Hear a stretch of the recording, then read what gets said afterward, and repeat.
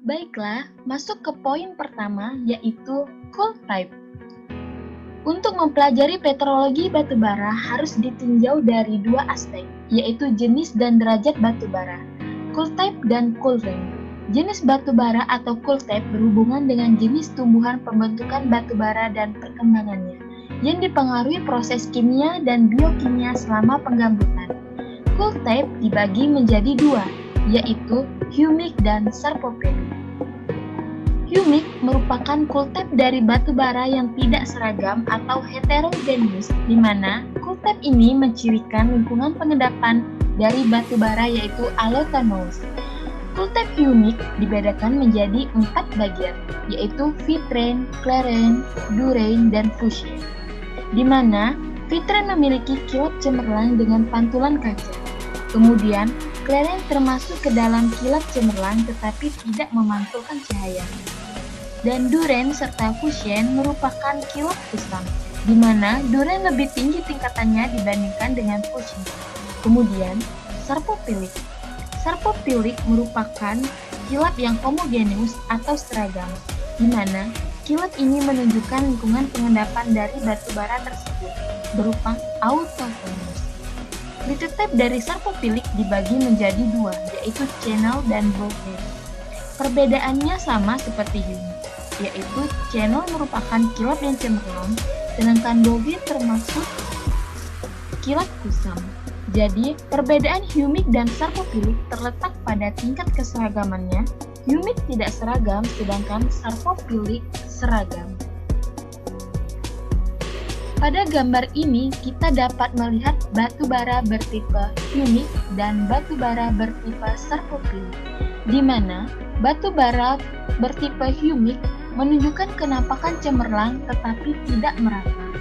Sedangkan batu bara bertipe sarcopenic menunjukkan kenampakan yang cemerlang dan merata.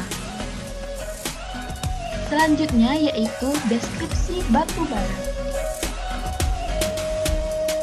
Pada pengamatan batu bara harus diamati dalam kondisi kering. Yang diamati lebih dahulu yaitu warna.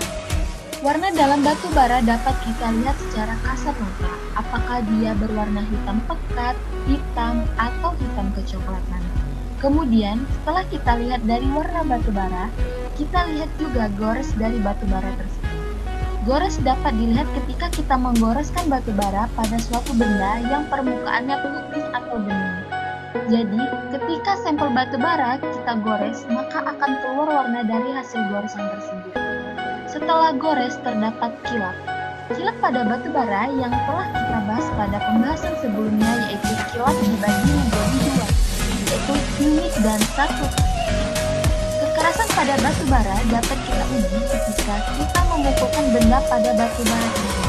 Apakah batu bara itu mudah pecah, keras, ataupun rapuh? Selanjutnya yaitu pecahan. Pecahan pada batu bara dapat berbentuk kubus, lembaran, uneven, ataupun membayang. Selanjutnya yaitu berat. Berat pada batu bara dapat kita rasakan sendiri, namun bersifat relatif. Selanjutnya pengotor. Pengotor pada batu bara dibedakan menjadi dua, yaitu pengotor positif dan pengotor negatif. Pengotor atau impurities yang positif contohnya ember. Dan kemudian pengotor negatif contohnya ialah pirit serta material plastik lainnya. Mengapa ember termasuk ke dalam pengotor positif? Dikarenakan ketika suatu batu bara terdapat suatu ember, maka ember ini memiliki peningkatan kalori pada batu bara tersebut. Sebaliknya, mengapa pirit termasuk ke dalam pengotor negatif? Dikarenakan pirit dan material plastik lainnya dapat mengurangi nilai kalori batu bara tersebut dan juga dapat meninggalkan sisa pada saat pembakaran. Itu saja yang dapat saya